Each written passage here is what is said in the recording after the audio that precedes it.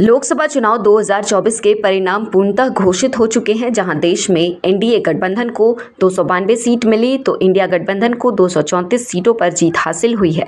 सरकार बनाने का आंकड़ा तो फिर भी एनडीए ने पार कर लिया है, लेकिन पिछले चुनाव से मुकाबले की बात की जाए तो पूरे देश के साथ साथ झारखंड में भाजपा को बड़ा झटका लगा है। झारखंड में पिछले चुनाव में 11 सीट जीतने वाली भाजपा को 3 सीटों का नुकसान हुआ है। लोकसभा की 14 सीटों में भाजपा 8 सीटों में ही सिमट कर रह गई है। रांची लोकसभा सीट पर संजय सेठ ने 1 लाख से अधिक मतों से जीत दर्ज की है। इस बार भाजपा के संजय सेठ और कांग्रेस प्रत्याशी यशस्विनी सहाय के बीच सीधा मुकाबला था। भाजपा का गढ़ कहे जाने वाले रांची लोकसभा सीट को संजय सेठ भाजपा की झोली में डालने में कामयाब रहे।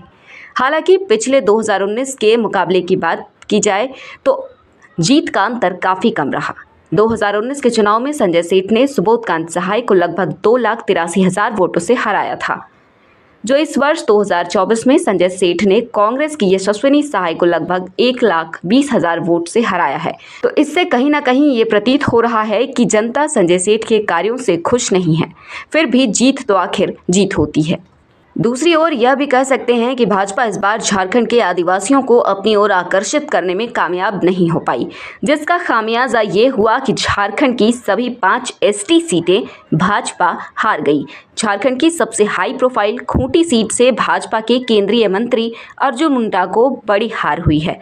शिबू सोरेन की बड़ी बहू सीता सोरेन झामुमो छोड़ भाजपा में शामिल होकर दुमका सीट से प्रत्याशी थी। उन्हें भी झामुमो के नलिन सोरेन से शिकस्त मिली। इसी तरह भाजपा के ताला मरांडी और गीता कोड़ा को भी हार का सामना करना पड़ा। जो सबसे बड़ी लाइब्रेरी है, ईस्टर्न जोन की सबसे बड़ी लाइब्रेरी, वो हम प्रदान कर रहे हैं। खिलाड़ी जहां 40 लाख की सड़क बननी थी, हम और माननीय विधायक समरी लाल कहे हम नहीं करेंगे।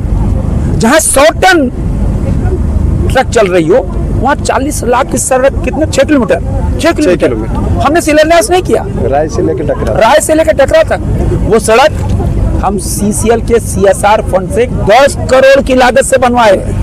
कहां 40 लाख, कहां 10 करोड़। अंदाज लगाओ।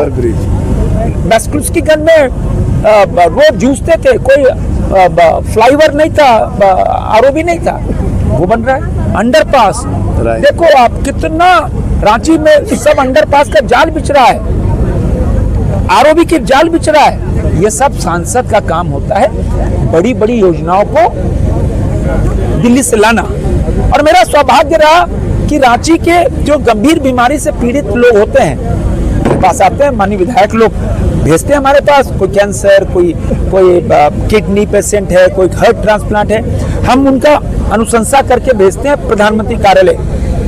और प्रधानमंत्री कार्यालय से 3 लाख 4 लाख रुपया अस्पताल को जाता है, उस गरीब को जाता है जो गंभीर बीमारी से पीड़ित है। ऐसे करोड़ों रुपए हमने उन गरीबों को दिलवाया।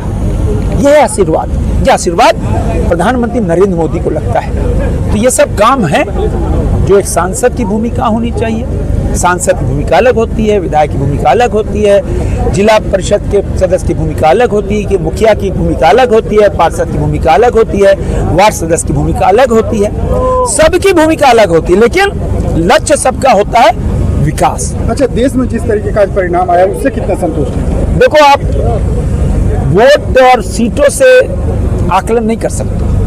आप देखो, पूछो कि कितना विकास हुआ है। आजादी के 65 साल कांग्रेस पार्टी ने शासन किया, मैंने कहा शासन किया, और एक प्रधान सेवक का जो सेवा की 10 साल, अंतर कर लो कितना विकास देश कहां से